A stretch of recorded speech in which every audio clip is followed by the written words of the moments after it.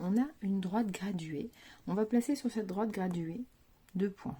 Je vais prendre le point A qui a comme abscisse 1 et le point B qui a comme abscisse 6.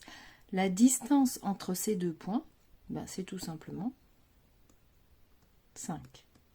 C'est la différence entre l'abscisse de B et l'abscisse de A. On peut faire la même chose avec 2 autres points, le point d'abscisse moins 4, le point C, et le point d'abscisse 2. Pour faciliter la compréhension, je prends des nombres entiers. Donc, la distance entre les deux points C et D, ça va être la distance entre leurs abscisses. En fait, c'est un abus de langage, on devrait dire la différence entre les deux abscisses. Donc, moins 4 et 2.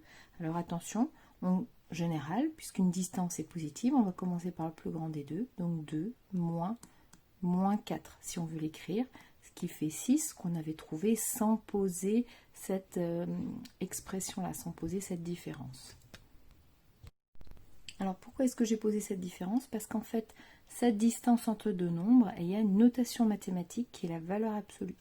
Donc la valeur absolue entre 2 et moins 4, elle vaut 6. De même, on dira que la valeur absolue entre 1 et 6 est égale à 5.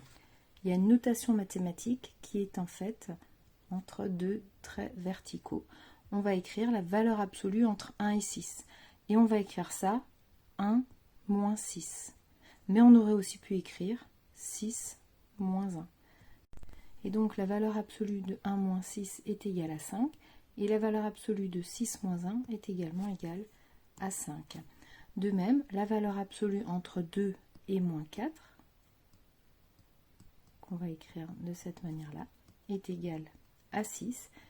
Et on écrira aussi que la valeur absolue moins 4 moins 2 est égale à 6. On vient donc de voir que la valeur absolue de x moins y, c'est la distance entre le point d'abscisse x et le point d'abscisse y. Et donc, cette valeur absolue, elle va être un nombre positif.